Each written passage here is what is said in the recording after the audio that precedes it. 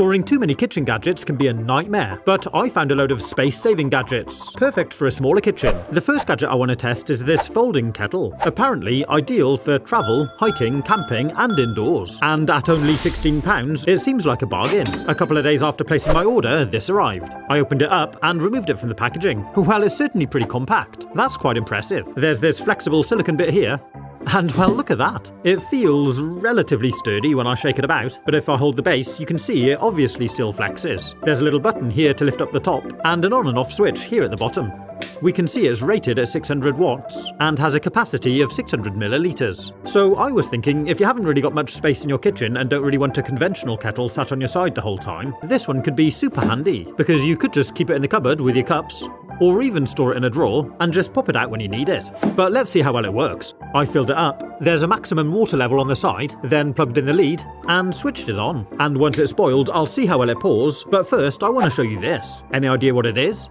I'll take it out of the box, and here it comes with some instructions and a little battery. It's got a load of protective film stuck on the outside. Then check this out. So it's actually a compact set of fold-up scales. There's this little cover here we need to remove to insert the battery. Then it's ready to go. There's a zeroing button here, and you select which unit you're measuring here. I just love the way they fold up so small, perfect if you're tight on space. And if we take a look at the size of a more conventional set of scales, they really are huge in comparison. Even these more traditional digital scales are a lot bigger. With these, you can easily just store them in a drawer. How good is that? But how stable are they to use? You can see there's 3 little rubber feet here on the bottom which it sits on, and it seems to register weight wherever I press on these arms. But I did find you do need to be quite careful which kind of bowl you select to place on top. Something like this, with quite a small base, is quite precarious. So I definitely recommend using something with a larger, flat base.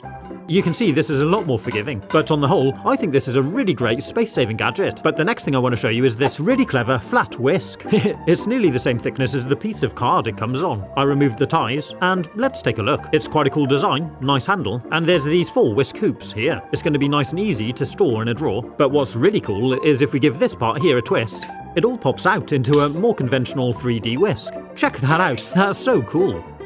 The mechanism feels pretty solid, to be honest, nice and robust, and it clicks into place. So you can use it as a flat whisk if you're doing something shallow in a big pan like this. Or if you've got something larger, twist and transform it into more of a conventional whisk. Pretty cool, huh? Next we're going to take a look at what's inside here. So, any idea what it is? If we turn it over this way, you can see it's got these 6 little rubber feet here, which it sits on to stop it from sliding. It's actually a chopping board, but if you hold down in the middle and pull up on the sides here, it transforms into this fold-out washing-up bowl. How cool is that? It feels nice and sturdy, and in the bottom here, there's even a little rubber plug. To drain the water, you can just lift the whole plug out, or if I push it down flat again and refit the plug, you can see we can use it by just folding it back on itself. You can store this really easily at just alongside of your chopping boards, and it's also got a little hole in the handle, which you can use to hang it from, like on the inside of this door. When I tried it as a chopping board, I did notice it doesn't sit completely flat, there is a little bit of a wobble to it, but aside from that, it seems to work fine, and the rubber feet definitely help to stop it sliding around. And what's really cool is if there's a lot of things on your board that you've chopped, you can just lift up the sides to stop them falling off when you move it. And of course, this would make a really handy collapsible washing up bowl to take away with you when you were camping. And what's inside here is something that complements it. It's exactly the same style, and this is a collapsible colander for draining out food. Both this and the chopping board fold down to about 3 centimeters wide. They feel pretty robust, and it makes storing them super easy. I'm keeping this one alongside of my saucepans. Of course, once you've cooked something and need to drain it, you just pop it out, and what's really handy is you can hook one of the handles over the side of your sink, like this, then tip in the food and let it drain. I've not used this one for particularly long, but it has got really good reviews, so I imagine it lasts well. And I also found it super easy to wash up. If you'd like to buy anything in this video, there's links in the description. And if you haven't already, please do consider subscribing. Before we take a look at how well the kettle works, there's another gadget I want to show you. Plastic funnels are so handy when you need to decant something, but when it comes to storing them, they do take up a lot of space. So here, you guessed it, we've got a couple of collapsible silicone funnels. It just pops out like that. And this one, well, apart from the colour, it's exactly the same. It'd be handy actually if there were 2 different sizes, but you can see the funnel spout is the same size as on the plastic one. It's not quite as tall, but this one just folds up super flat. So much easier for storing. And if I test it out for filling up this bottle, it fits inside the bottleneck well and sits on one of these shoulders. And it works perfectly for pouring in this drink. These different sized shoulders work with different sized bottlenecks, and when it comes to storing it, it's definitely a big win. But stick around, because later I'll show you another really cool funnel. So let's see how we got on with the kettle. It took a good few minutes, but it did boil, and it switched itself off as you'd expect, although the switch did stay in the on position. I'm not sure what would happen if you just left it like this. Would it turn itself back on and start to boil again? Anyway, I switched it off and unplugged it, and this seems really weird. It's full of boiling water, but you can just squidge it on the side. It feels quite warm touching it, but it won't burn you. It does make me a bit nervous though, with the whole thing still flexing. So let's pick it up and try making a couple of drinks. Okay, it's pouring quite well here. It does seem to come out a little bit slowly though, and for this cup of coffee, I'm having to turn the whole thing nearly upside down. Oh blimey. Oh dear, the top opened up by itself. I think maybe I tried to pour the water out quicker, then it could flow through these holes, and because the lid doesn't really clip itself closed, it just opened up and all poured out. Gotta be honest, I didn't like that much. And the other thing I found is, I think this is lime scale in the drink. We have got hard water here, and we do get a lot of lime scale, but with a conventional kettle, I think the lime scale just sticks to the inside walls, whereas with this silicone kettle, I think the lime scale can't adhere to the sides. So it's all washed out into my drink. I gave the kettle another good clean out, and tried again, but looking inside the kettle, there does still seem to be a lot of residue though, even without the limescale issue. I gotta be honest, this kettle does make me a little bit nervous. But what do you think? Would you use one? It has got quite good reviews, and I can understand why people would find it useful. Next we're gonna take a look at this kitchen gadget. It's 8 tools in one. When we take it out of the packaging, it's stacked together upside down to save on space. So it fits in a smaller box, but turn it around the right way and it's in the shape of a bottle. Pretty cool, huh? The idea is you just leave it on the counter, and each one of these coloured layers is a different kitchen utensil.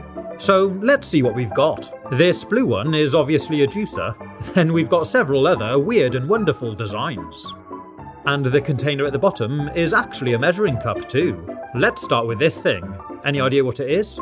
Well, we clip it into the measuring cup, and it's actually for pulverizing hard-boiled eggs. So I'm peeling one to give it a go. You just sit it on top, then use a spoon or something to mash it through the grid. As we push it through, it drops down into the cup, and to be fair, it seems to be working pretty well. And we've got this really cool minced up egg. I like to add a bit of mayonnaise to make a delicious egg mayonnaise sandwich filling. The next thing we're going to look at is this orange ring. Apparently, this is actually an egg yolk separator, and it works by placing it onto the cup and just cracking your egg. And this one seems to work well. It catches the egg yolk, and all the white runs through the holes. Again, perfect if you need to separate them for a recipe or something. The next one to look at is this one. This is actually a fine grater, and it's designed for things like hard cheese. I clipped it onto the beaker, and I'm going to test it out with this parmesan. And it's actually really impressive. The grater is quite small, so you don't get much space to go back and forward with, but still, it seems to be working really well. It should be easy enough to clean afterwards, and it's definitely done a good job of grating. The next one to look at is this green layer. It's just got loads of little bumps all the way over, and a sort of collecting channel around the side. It's actually a grinding plate to mash up things like horseradish and ginger. I'm going to test it out with this knob of ginger. I used a teaspoon to peel off the skin on the end, and let's see how well it works. I'm pushing it down quite firmly, and rubbing it back and forth over the bumps. And it hasn't taken long at all to make this really fine ginger puree. The next one we're going to look at is this flexible silicone ring, and it's got these lumpy nodules running around the inside. So apparently this is actually to help you open jars. It fits around the top and helps to give you more grip. Yeah, well that works. You can use it on smaller jars too, or even with screw-on bottle tops.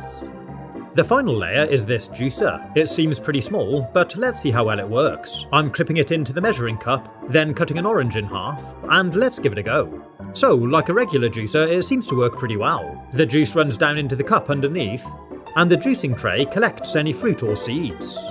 The only thing I found was that because it is quite small, it does fill up pretty quickly with fruit. And you've got to be careful it doesn't block the juice from running through into the cup. After I juiced one orange, I had to clean it out. I carried on juicing a number of oranges, and I filled up the measuring cup with nice fresh juice. And I'm going to be pouring it into this bottle to keep it in the fridge. That's where the last part of our kitchen utensil comes in.